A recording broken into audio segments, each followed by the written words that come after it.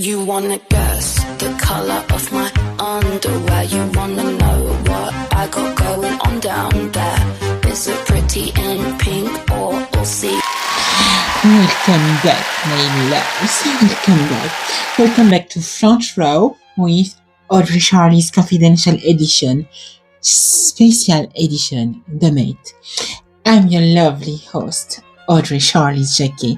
I know it's totally unplanned, it's unscheduled, and completely necessary because the Met Gala, yes, we were at the Met Gala, my darlings. The Met Gala just happened, and there is no version of reality where I let that go without having my 2 cents, my commentary. I do know that we wrap season 2. I said goodbye, and then fashion says, oh girl, not yet. So here we are. Special episode, no filter. Let's get into it. What is the Met Gala? And why does the world stop for it? For anyone who somehow still doesn't know the Met Gala, it is the annual fundraising benefit for the Costume Institute at the Metropolitan Museum of Art in New York City. It happens every first Monday in May, and it is, without question, the most talked about fashion event on the planet. Not because of the clothes alone, but because of what it represents. It's the intersection of fashion, art, celebrity, culture, and money. The ticket prices are rumored to be in the hundreds of thousands, which is kind of true. You don't buy your ticket, you get invited, but you have to pay. And when you get invited, who gets invited tell you everything about where the power sits in fashion at any given moment. The Costume Institute puts on a major exhibition each year, and the gala is the launch event. The theme of the exhibition becomes the dress code, and that's where it gets really interesting, because interpreting a theme is where you see who actually understands fashion versus who just wore something expensive. This year, my darling, the exhibition is called Costume Art. It features century-spanning fashions on various body types, juxtaposed with art objects from the Met collection, and seeks to connect artistic representation of the body, of course, with fashion as an embodied art form. The dress code: fashion is art, simple in theory, chaotic in execution. Exactly how I like it. Every year, the co-chairs set the tone. They are the ones Anna Wintour handpicks to host, and their looks are always under the most scrutiny. This year's lineup was genuinely fascinating. The co-chairs were Beyoncé, Nicole Kidman, Venus Williams, and Anna Wintour herself. Lauren Sánchez Bezos served as honorary co-chair. I'm not saying anything. Let's go through them.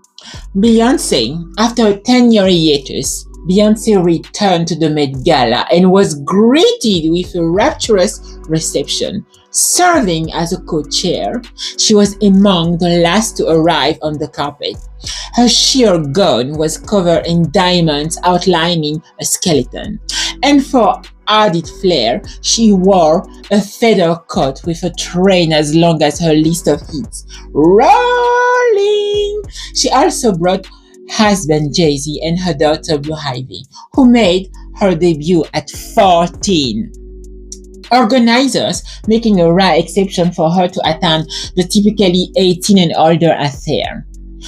Conceptual, deliberate, but it doesn't do accidents, no darling. That skeleton motif alongside the feathers, art and body, literally fused. She read the brief and then rewrote it. Nicole Kidman leaned into the attention in a sequin Chanel gown featuring a feather drop waist. Polished, safe for Nicole Kidman standards, but on anyone else it would have been a headline. The woman has a way of making restraint look effortless. Now, Venus Williams, she arrived in a sparkling Swarovski onyx mermaid gown that takes direct inspiration from a painting commissioned by the National Portrait Gallery, Robert Proutz. Venus Williams portrait from 2022 and includes a nod to the pay disparity for female tennis stars. That's not just fashion, my love. That's a statement. A gown with a footnote. I totally respect it. Totally.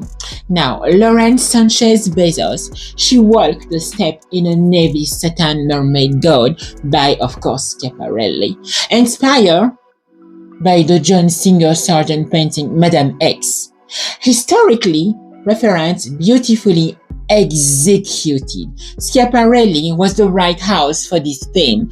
Elsa Schiaparelli was best friends with Salvador Sali. The art world connection is built into the DNA of that brand. Now, the celebrities. Okay.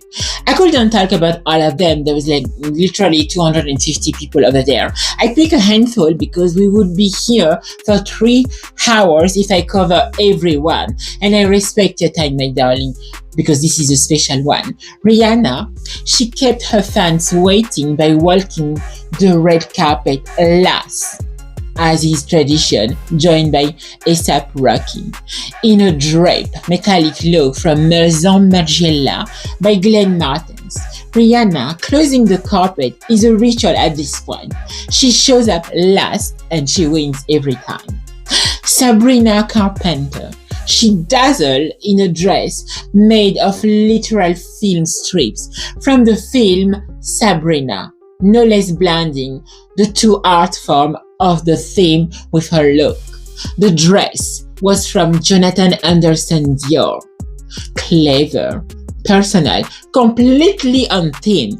That's a stylist's dream when the concept and the execution are both immaculate. Blake Lively, she stunned on the red carpet in Versace. Her return came shortly after news broke that her legal dispute with director Justin Baldoni had been settled, of course. And fashion Twitter had a field day, as they should.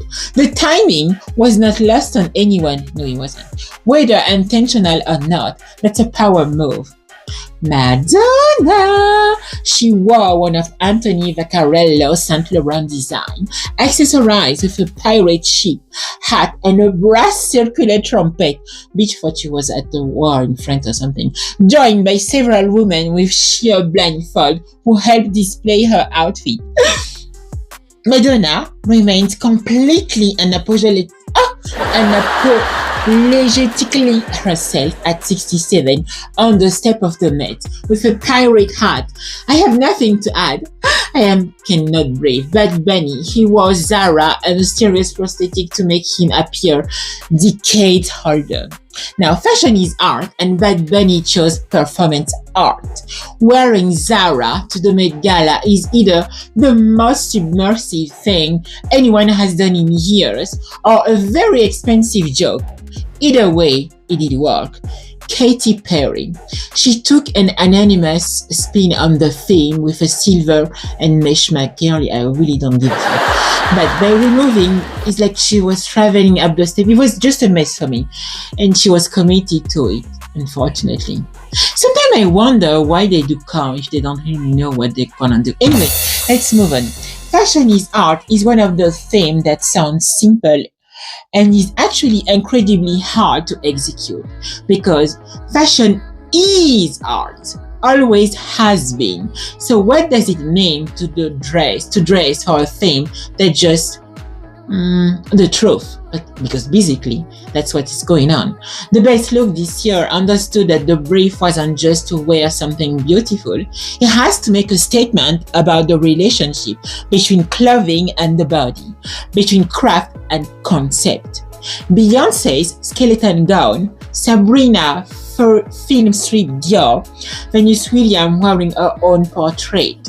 Those weren't just outfits, my darling. Those were arguments. The one who totally missed it, Katy Perry. The ones who showed up in a stunning gown and left it at that.